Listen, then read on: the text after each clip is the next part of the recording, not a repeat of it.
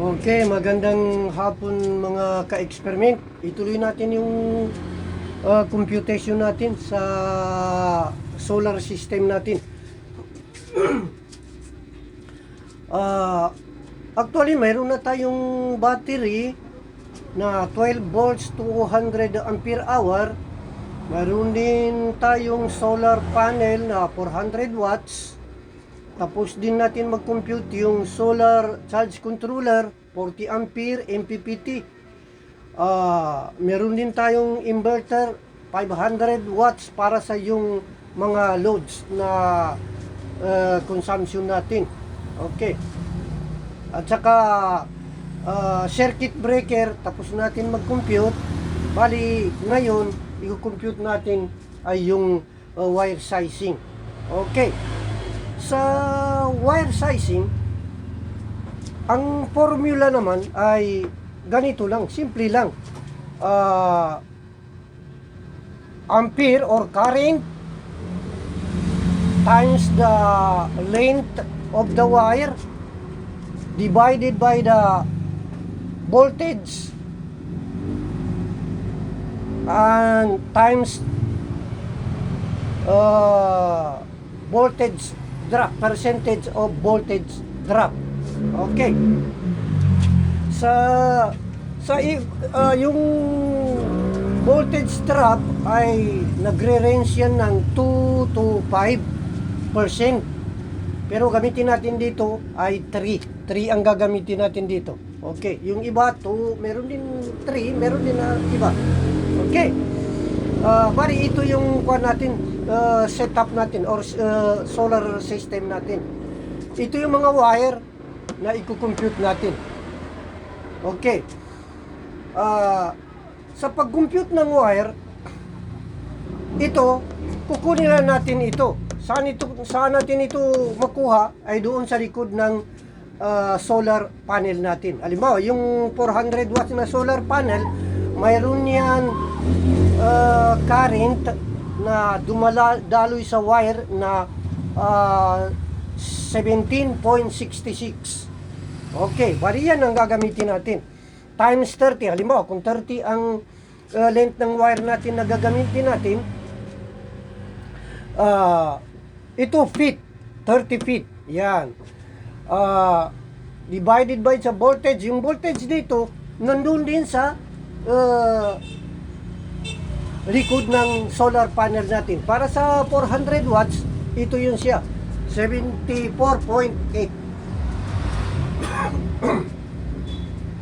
Yan, i-times natin ito sa 3 na voltage drop. Percentage yan ng voltage drop. Okay, pag i-compute natin ito yung maging resulta, 2.36. Ito yung tinatawag na BDI number. BDI. Kapag ito titingnan natin sa BDI index table, ay ito yun siya. Bali yung 2.36 diyan na sa 3 siya. Dito bali ang magagamit natin na wire is 12. Ang number 12 yung size niya. Tapos yung ampacity niya is to 20 ampere. Yan ang sinasabi ko doon sa circuit breaker natin na lumabas na ang ampacity ng circuit breaker dapat ay either 40 or 30 ampere. Pero dito mas mababa ito. Kaya hindi natin pwede gamitin yung number 12 na wire. Kaya itataas natin sa 5. Bali, dito na tayo sa 5 na BDI number. Yung BDI number, that is a 10,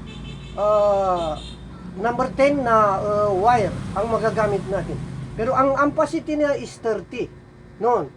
Bali, itong 30 na yan, pareho siya doon sa, halimbawa, kung gamitin natin yung 30 ampere doon sa circuit breaker natin, pareho siya. Kung 40 ampere ang gamitin natin dun sa circuit breaker, hindi natin pwede ito gamitin. Yeah. Pero dahil magkapareho yung ampacity ng number 10 na wire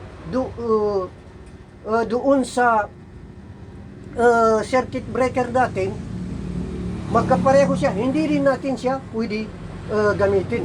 Kasi kung gamitin natin ito, magsabay siya, magsabay itong halimbawa, maabot na ng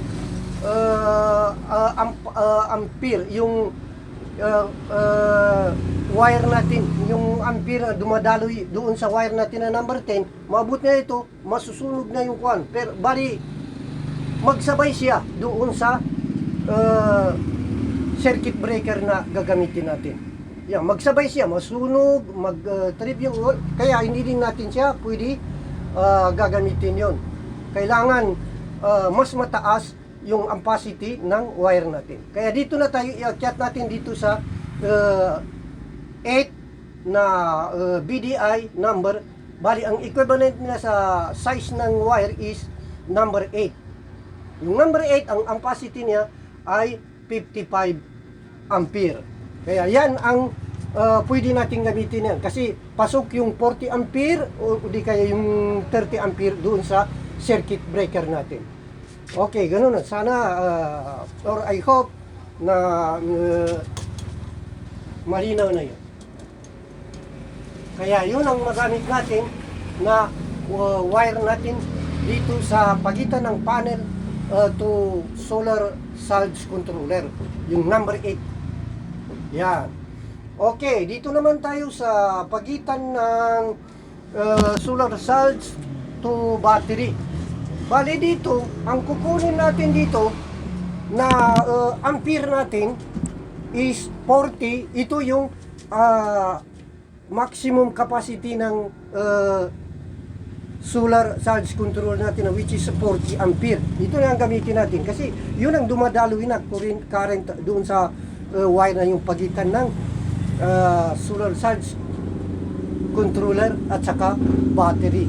Kaya yun, ang ito 5 feet, ibig sabihin ito yung length ng wire between the ACC at saka battery. Okay, i-divide natin sa system voltage, which is 12 kasi ito battery natin ay 12 volts. Yan, na 12 volts na lead acid. Kung kuan siya lithium or LiPo 4 battery, 12.8 yan magagamit natin. Pero ito 12 lang kasi lead acid yung kuan. Yung 3 natin, ito yung voltage drop or percentage.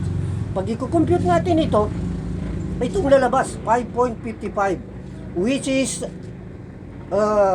ito na naman yung 5.55, yan ay sa pagitan ng BDI number na 5 at saka 8. Bali ito magagamit natin 8.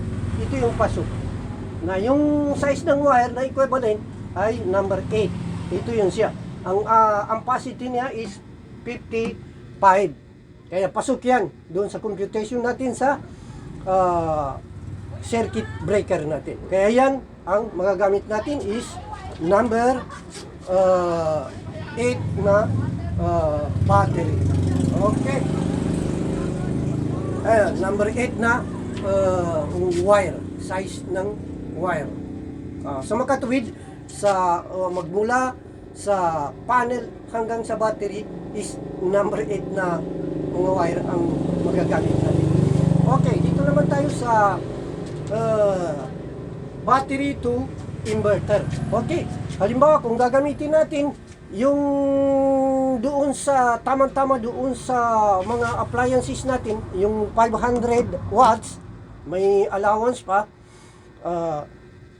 kukunin na natin yung current na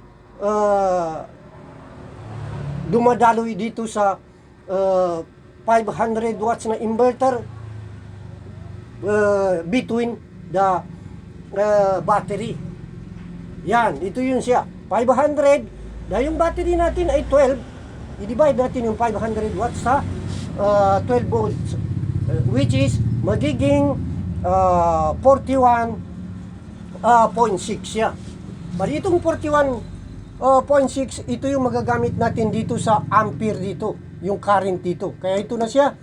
Bali 5 meters, 5 feet yung length ng wire. Then yung system volt natin dito ay 12 volts.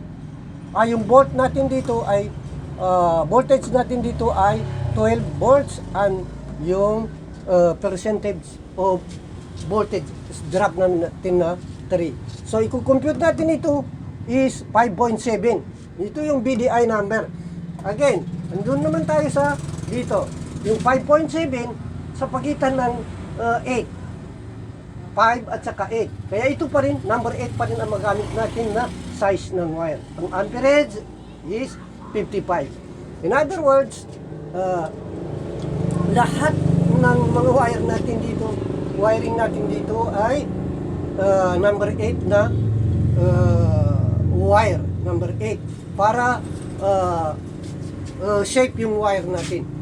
At saka lalong-lalong shape na yung solar setup natin.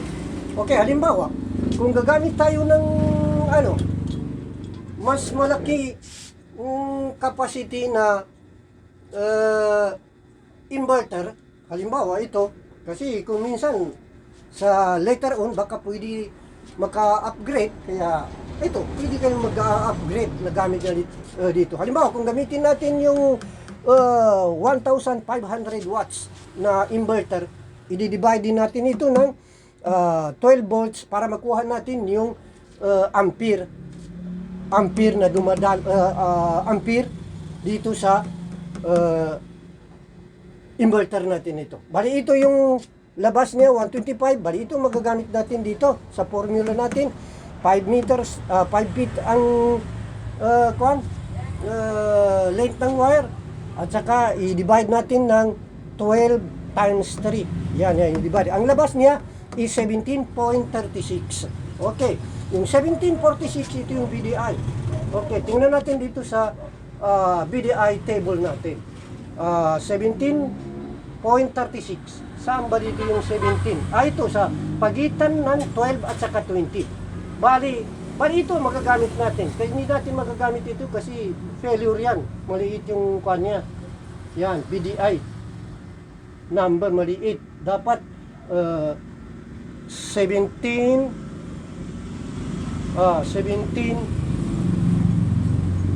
yes, 17.36.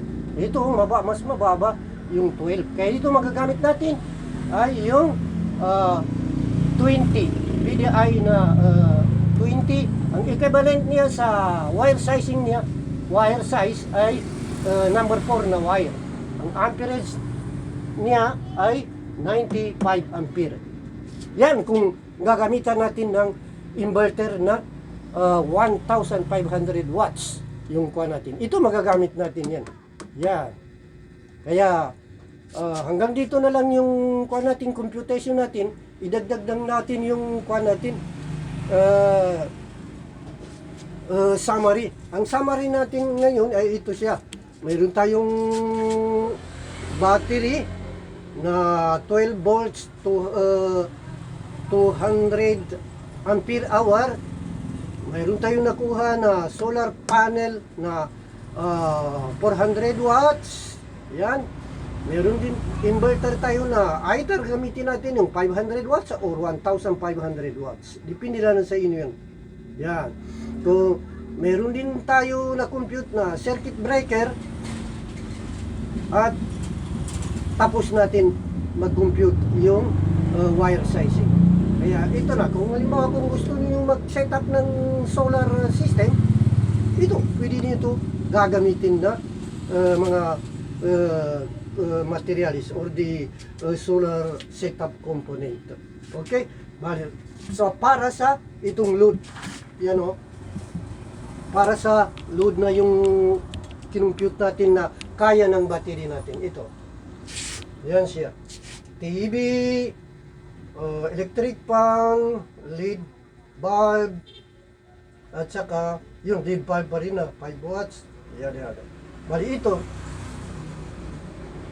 tamang-tama ang mga solar system na ito para sa mga load na nabanggit. Okay, magandang hapon.